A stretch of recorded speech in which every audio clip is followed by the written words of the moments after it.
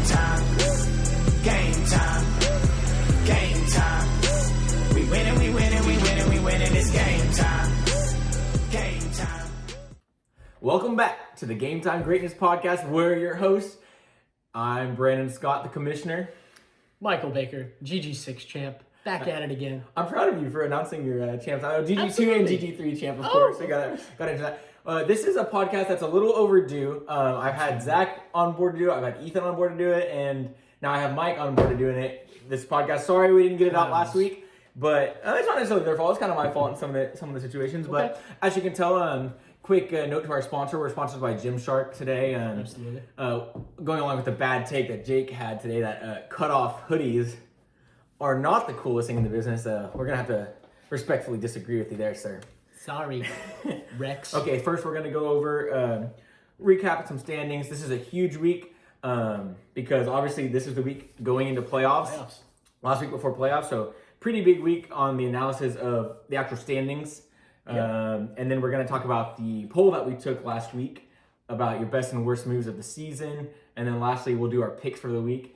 One thing I do want to mention before we kind of get into things, my boy right here is not eliminated from playoffs. Did you know that? I'm still in the running. So We're still hunting. right now there's 4th, 5th, 6th, and 7th are all 6 and 6, and you're 5 and 7. I am. So if you outscore a bunch of people by like 200 points, 300 points, you could win. You could get in. We can make it.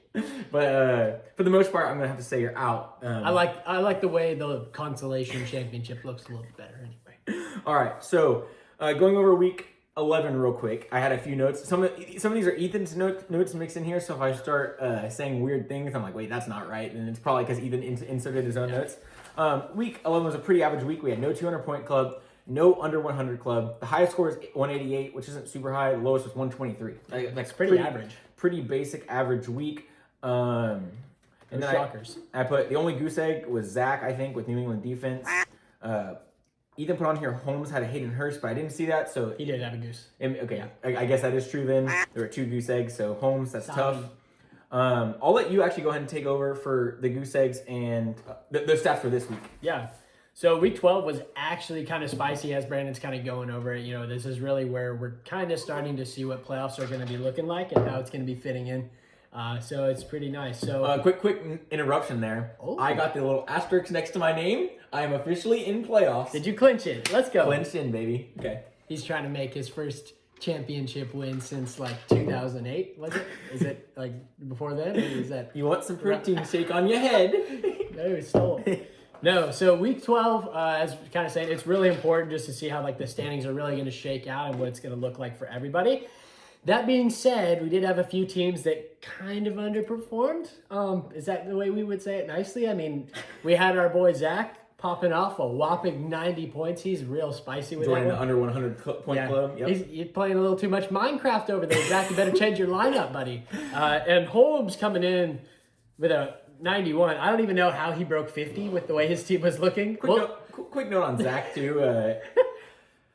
Zach is... We gotta ignore him in the group text at this point because he's doom and despair. He's kind of like Ethan scoring 190. He's all depressed, but like Zach's doom and gloom. Like, but at least he had a reason to be doom and gloom. Yeah. But he was like, "Oh, there's no chance I make playoffs." He literally controls his own destiny. He literally hates his team so much. If he wins, he's in playoffs. Yeah. It's that simple. So it's kind of. I think it is interesting because we really do just kind of ignore him and cut him off. But hey, you got 90, buddy. Better luck next time. So. With the Goose Egg Club, we had definitely a lot more additions to it this week than obviously in week 11. Noah with Bagley, I think Badgley or something. Badgley, whatever. The kicker for the Chargers. Yeah, let's blow it off, whatever. Although he did catch an L from yours truly, so maybe that was it. But Matt coming in with Jonnu Smith. What a poor guy. He's either a complete boom or bust. I tried trading like someone good for Jonnu Smith at one point, and I'm glad I didn't. Cause he's had so many weeks of like 2 points or 0 points, which it's kind of sad because that's like the difference in Matt having like an average like 130, 140 week and like 110 like he had. So, and I don't even remember what the loss streak is. We talked about this on the Thanksgiving pod. I think Matt's on like an 8 or 7 or 8 game loss streak. He actually, so I guess we'll mention Matt is eliminated from playoffs after last week, dropping to 4 and 8 or something like that. 4-8. Yeah. You're not sad. You're happy that you moved up a spot. 10th place, baby. Jarvis is also eliminated, but everyone else is still in the running. I don't Yeah. think we've ever had a year where 10 teams could technically make the playoffs in week 13. We're in it to win it. And last year we had like 2 teams that only had 2 wins or something. Wow. And this year our lower teams have like 4 wins. Yeah, it's kind of crazy. Very odd year. So going back to the goose eggs, Zach, no shock that having 90 points, you had to have someone that dropped the ball. It was obviously the Browns for you. Go Cleveland had 0 points for you. Rough week. Grant with Kendall Hinton. Kind of a questionable start going that I guess you just thought, I understand your team where it's at. Grant took some flack, but the dude was supposed to be playing quarterback for a flex position. For Grant's team, he has to take that risk. But negative points. Unlucky, almost negative 3 points there. And my favorite, Holmes, I'm so sorry, but I have to go off on you. I have to go off on you. I love you. I'm Uncle Mike. So I'm speaking to you this as like a word of wisdom. Do something. How did you almost have 3 goose eggs in the same week? Derek Carr having 0.5. Oh, that is against Atlanta. That's one of the worst pass terrible. defenses in the NFL. I mean, they've been better since Dan Quinn left, but still. Continue. It's just insane. Now you nearly had 3 players that almost all dropped goose eggs, which obviously explains why you had 91 points. Really rough, tough look from my guy, but also you're the only player active in Game Time Greatness that has had multiple weeks with goose eggs back to back, which is tough. You had week 5, 6, and 7, and then also week 11 and 12.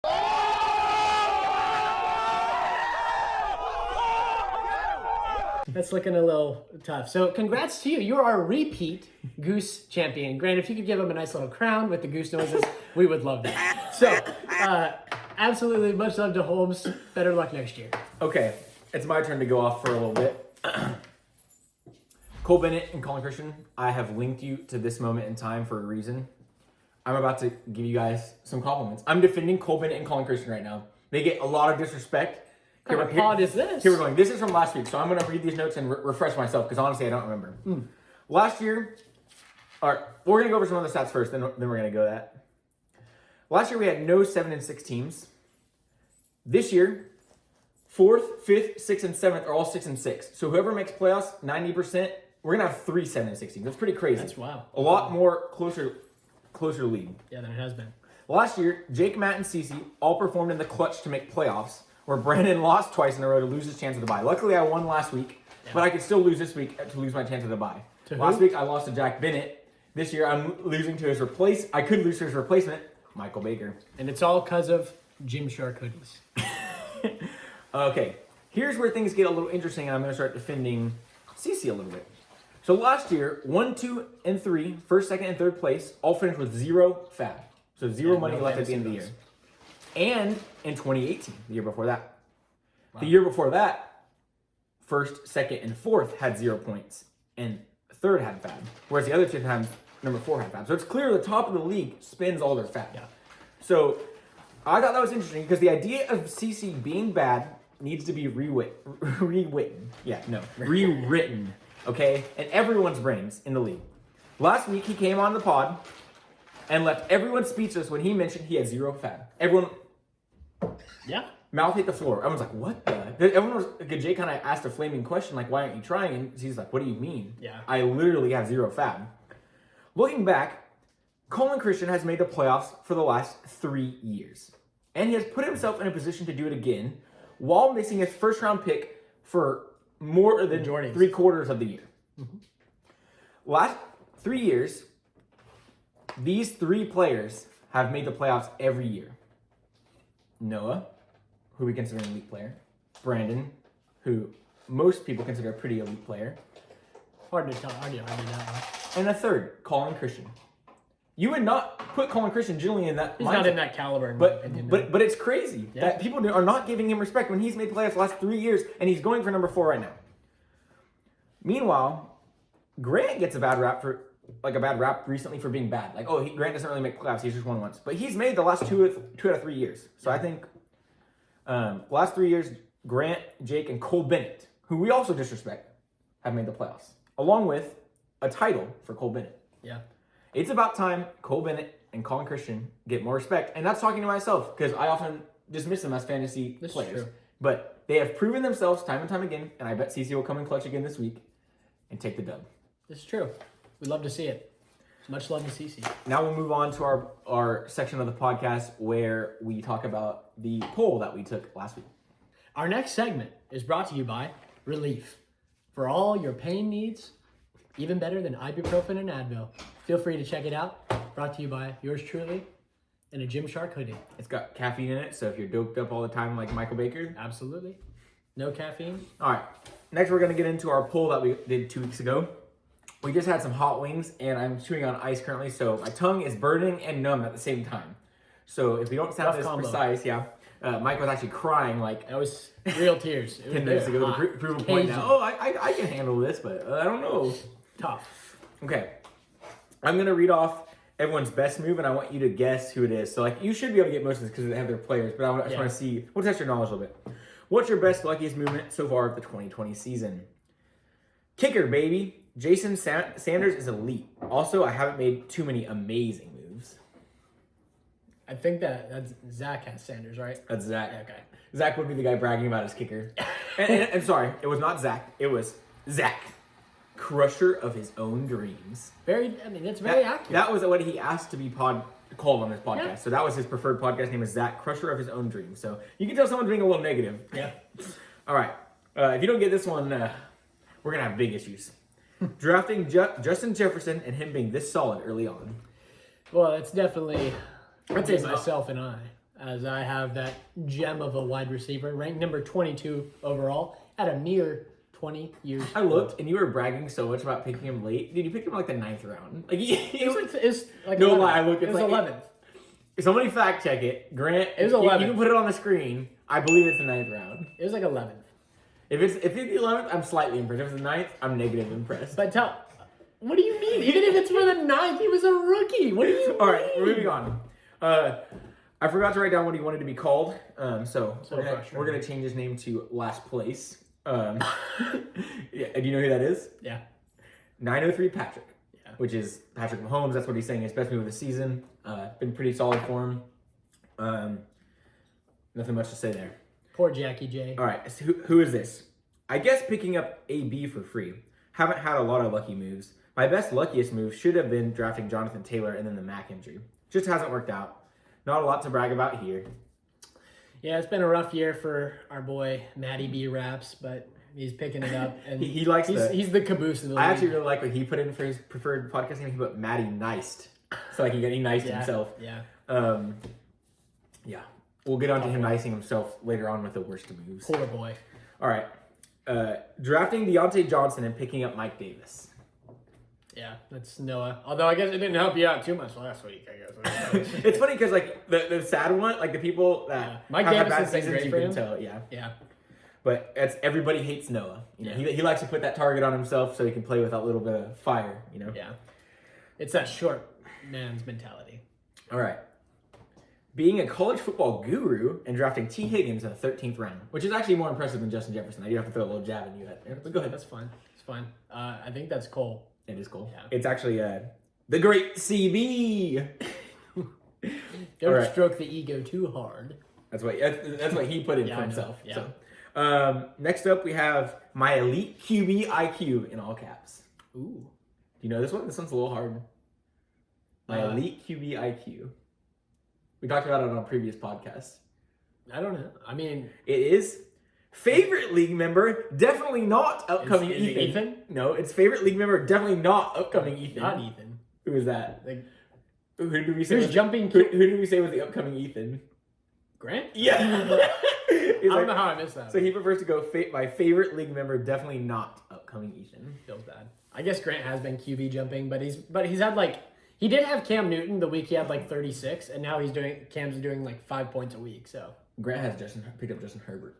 Yeah, I know, but he had Cam for like every year he picks up someone good. All right, next one. Keystring Mike Williams and making hype video to send my team on a 4-game win streak, all to come down on a crashing, heartbreaking 3-loss streak, and beating Noah. You know who that was? That's a tough one. He made a hype video to send his game on a 4-game win streak. Is that Jake? That's Jake. Yeah. Actually, it's Rex, for your information. Roar. All right. Picking up Chase Claypool before he was Mr. Chase Cool. Hitting on rounds 2 to 6 in the draft was pretty great for me. That was the Kami Kamish. Yeah, we get it. He's not better than Justin This Jefferson, one is a but- very interesting name. Emmanuel Sanders and Kareem Hunt carrying me due to injuries. Picking up Fulgham is my best move. CC. I mean, if you drop 55 fantasy bucks on Fulgham and be like, oh, I blew all my money this Which year. he put his name as GGX Champion. He's putting the crown on. Let's see if he makes playoffs, buddy. All right, picking up James Robinson. Oh, shoot. Who has James Robinson? Is that, that's Ethan. Easy E, baby. Yeah, I forgot he has Ethan. I forgot Ethan has him. Hanging on to Ayuk. That's... Holmes has Ayuk? That's Holmes. Yeah. That's a tough one. That's your best move is hanging on to Ayuk. I mean, he's been good, but just... Actually, that's the Was he hurt last week? The sleuth. Ooh. All right, moving on to the worst ones. What is your worst move / unluckiest moment of the 2020 season? Preferably not basic like injuries. Drafting Lamar Jackson. What a bust. Poor Zach. It actually is. Wait, he only scored 20 points a week. He sucks. Are we ready to have the conversations? I know I'm biased because I'm a Cardinals fan, but are we ready to have the conversations that Kyler Murray is better than Lamar Jackson? Like, I really think we're at that point because he is better. Spending $18 on Andy Isabella after a week where he had 2 targets, 2 receptions, 2 touchdowns. that was me. I didn't know you did that. But honestly, so I have a You're like the GM for the Arizona Cardinals. You saw DK Metcalf, you saw Andy Isabella, you said, that's my guy. I really, yeah. So sad. But I also, honestly, I'm really glad because Grant saved me. Grant, week 1 or week 2, spent $20 on Peyton Barber, and I spent $18. So Grant saved me. I don't know if Grant put that as his. It's really funny if he did. But shout out to Grant for spending $20 on Peyton Barber, who's got, like, he's been useless. Next up, I still have 65 fab. Oh, shoot. Is that Jarvis? It was Jarvis.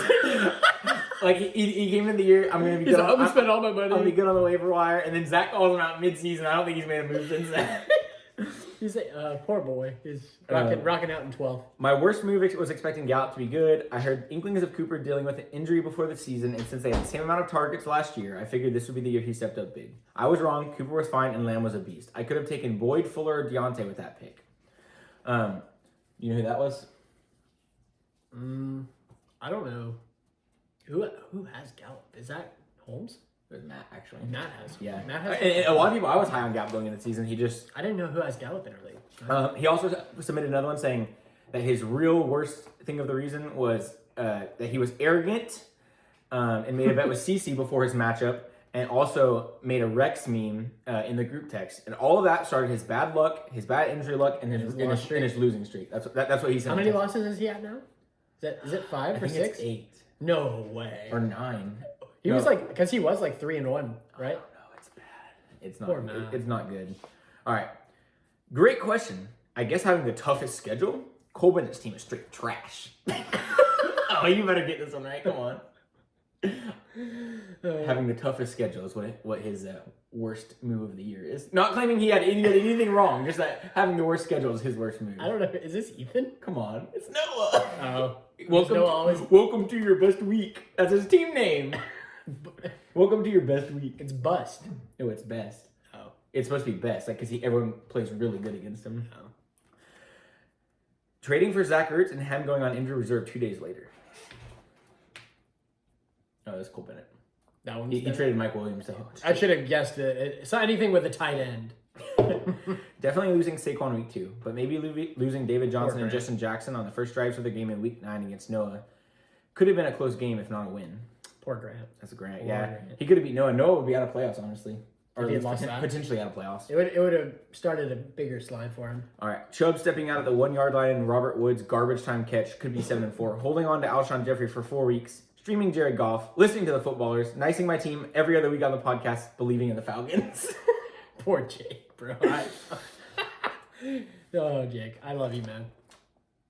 Continually missing out on great waiver ads because of IR rules. Paid $31 for Pittman after I almost picked him up for free, but played Thursday.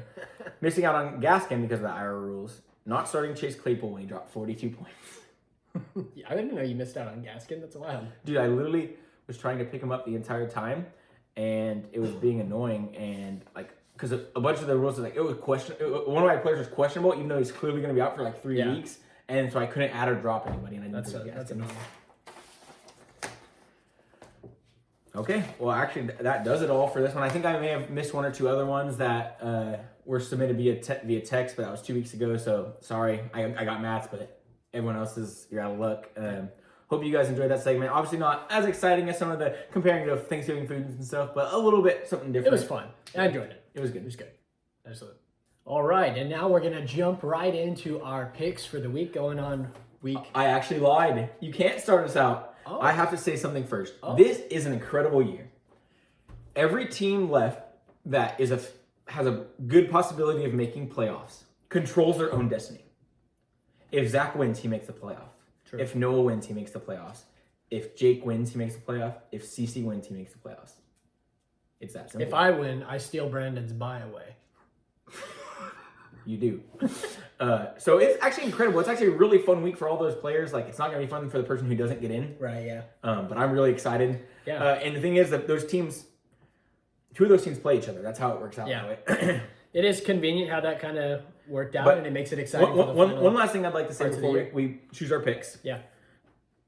I mentioned this earlier. Grant sneakily could still get in the playoffs. He is 5-7. If he wins and outscores, so the way it has to work out is Noah has to beat Zach, and I think either CC or I think Jake has to lose, and Grant has to win and outscore Jake by 38 points. That's not an absolutely unreasonable. Yeah. That could, I mean, that's crazy. I didn't think that Grant was that close. He has to outscore, like, I think he's basically going to have like a 200-point week. Yeah. But if he does that and Jake loses, That's kind of wild. He could actually make playoffs. That's kind of wild. And it feels impossible, but there's a chance. Yeah. Same thing with Holmes, but Holmes' team is looking sad, and then you have to score like 400 points above the next. You just had such a bad year, but amazing you're even 5-7. So. Yeah. All right, getting We're into back the picks. in it. Getting in the picks. We'll start with us last. Let's go on to the sad loser matchup of the week. We have Holmes versus Matthew Ussery. Who you got in that one?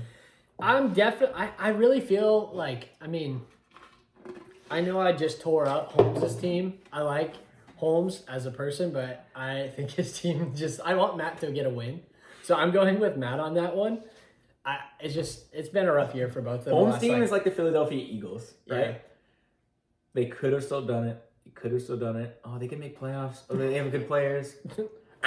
It's not happening. Yeah, the team's not happening. just- I mean, he's done now. Like, He's kind of dead in the water. but like, it just feels like his team has just been so bad. it's. I really think Matt takes this one, regains a little dignity heading into the consolation bracket. I think so too. Next up, we got Jake and Jarvis. Yeah. Again, if Jake wins, he is in the playoffs. Who you got on this one? I definitely taken Jake. He's coming up against Jarvis, so Without Josh Jacobs. Josh Jacobs got ruled out today. Yeah, that's his number first round pick. Yeah, so. I mean it's definitely a lot easier. A lot, Jake looking at this matchup going ahead, he should be pretty confident in, a lot of. And Chubb's been just absolutely insane lately. I think he should just be looking at him as to lead the way for him into the playoffs, and he should be able to lock it up. I think if Jake loses this week, his emotional state will not be good for the next 2 to 3 weeks. I would not expect to see him in the group text. I would not expect to see him on a podcast. Yeah. I would not expect him to be active in any way that you see him. I would expect him to be in the background, depressed, sad at the Falcons, sad at fantasy. I mean, if he finds a way to squeak in somehow while losing, then maybe. Yeah, maybe. But he would be really sad to lose to 12th place to miss playoffs. His team's really hot. This is my bold take of the week. Obviously, I would like to win the league. I think Jake's going to win the league. That sounds insane. No. His team. No. If he picked up Ryan Tannehill over Zach, like Ryan Tannehill is going to get hot going into playoffs. Derrick Henry season's going to be running. Dude, he's got Kamara barely putting up 10 points right now. If Kamara starts putting up 25 again, he's going to have 50 points guaranteed every week from his running backs. And the rest of his team is coming to play. Will Fuller suspended. Kills me. We didn't even talk about that in the recap. He has Brandon Cooks. I think Cooks could go 30 the rest of the season. Yeah. Okay, James White. Rex Burkhead hurt. James White scoring 15 the rest of the year. I don't know about that. He has so far, basically. They like N'Keal Harry a lot. But, I mean, James White's a running back. So, I mean, N'Keal Harry gets like one target a game. That's a terrible take. All right. But, crown for Jake. Legitimately. Disagree. Not trying to nice you. I think your team is really good. I hope I do not have to play you in the playoffs. If I play you in the playoffs, I hope it's in the championship. All right, moving on. Bad take from washed up commish. I am very scared of all the teams in the play. Like, I'm scared of CC's team too. Speaking of, let's go on to CC and Grant. Yeah, coming in here, I mean, This is like you're kind of saying you like CC, and I mean you like Grant as the possibility of sneaking in the playoffs. Grant's gonna have to score 200, and it'll be nice because like he'll be beating CC, so that gives him a better chance. Right. But I think he also needs like Jake to lose too or something. But I gotta take CC. His team's heating up. It's really good. Deshaun Watson's good. He has a team that's kind of just behind the scenes sneaky, but he could have a bad week in the playoffs. But he could also have 3 good weeks and come away with game time greatest season and championship. I agree. I think he does have the upside potential of kind of being, ever since that name change, he's been consistent. And Are you taking CC in this one too?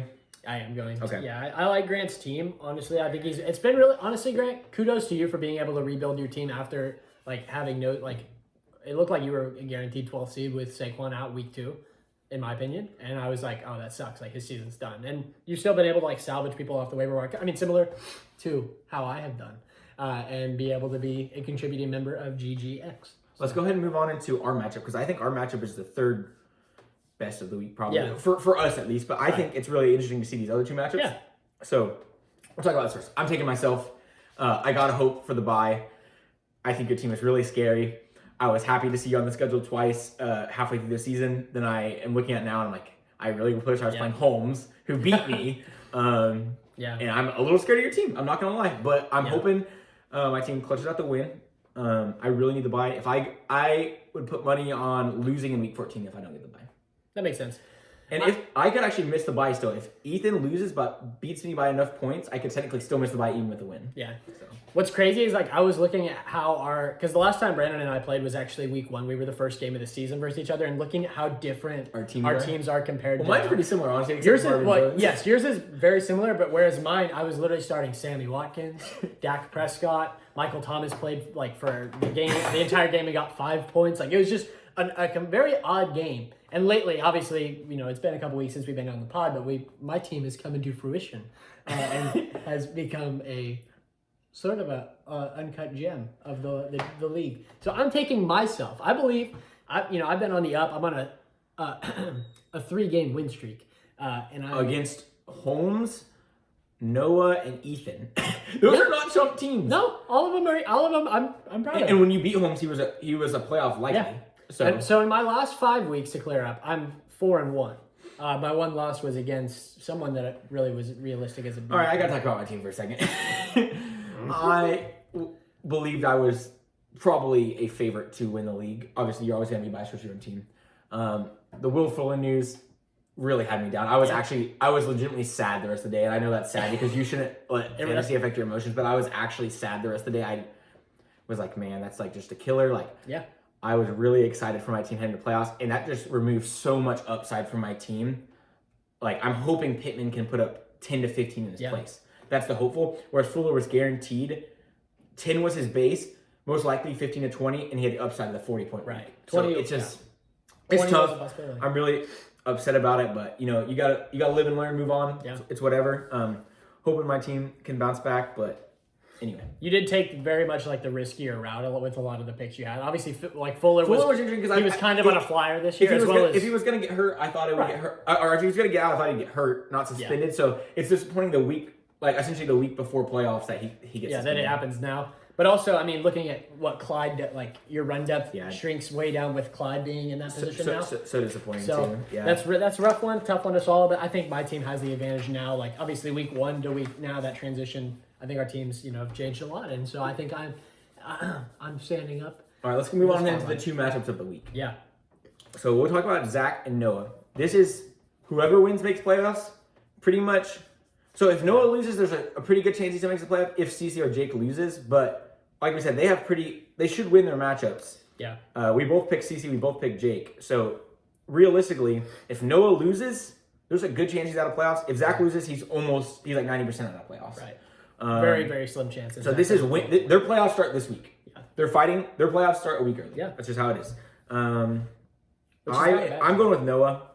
I don't want to play Noah's team in the playoffs. I wish I could pick Zach. it just feels like everyone wants Noah not in for that reason. They're scared of him, and that's always the team that wins. Yeah. You know, it never works out how you want it to. Where it's like, oh, well, like, and I think, you know, Zach's team can be sneaky too, but we obviously know Noah's team has a lot of firepower. Yeah. What do you think about it? I agree with the comment about there being a lot of firepower over there. I mean, I beat Noah last week. He still put up 157 points without Thielen or Julio. And it's kind of crazy. And DeAndre had a bad week. Yeah, I know. He dropped 2 touchdowns. Yeah, I mean, it's very crazy. Noah nearly beat me. It's pretty close. But I guess my team's just better. But but it's just wild to think about that. I'm picking Zach purely off of the standpoint, like, I wish there would be like that. Obviously, as we all know, I like the drama.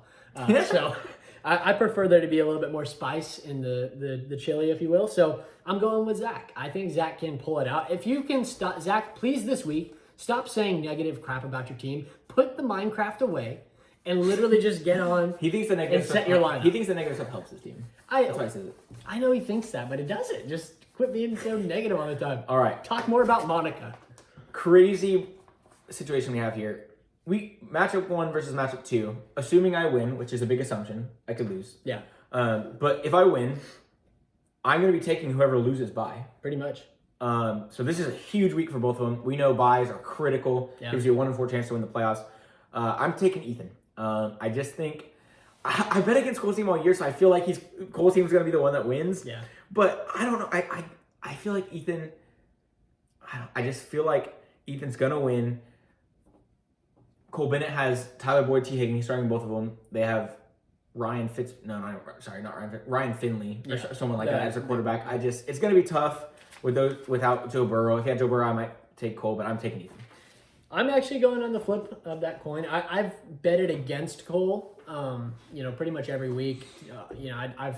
But his team is just so solid. And whereas Ethan's is still a little bit on, more of a downward trajectory in some ways. And obviously he's the 1 seed, so you can't sleep on him. But he still is missing McCaffrey this week. He just has injuries. If he doesn't have injuries, he's easily the clear-cut choice in this matter. But I think if DeAndre Swift puts up a usual 15 to 20 points, that is very possible for Cole's team. I mean, he's kind of that X factor in my opinion for Cole's team. When on the weeks that he's hot and he puts up 20, 27, he gets the dub. It's Derrick Henry season right now. Right. So yeah, so he's just plowing through teams. So I'm going with Cole now. I think that's all we have this week. Is that all you have? Yeah, we're good to go. Well, we appreciate you guys logging in, watching the podcast, enjoying the trash talk, enjoying us talking about your team. We hope you guys enjoyed it. Don't forget to get you some relief. Like, comment, subscribe. And good luck to everyone this week, except for Michael Baker.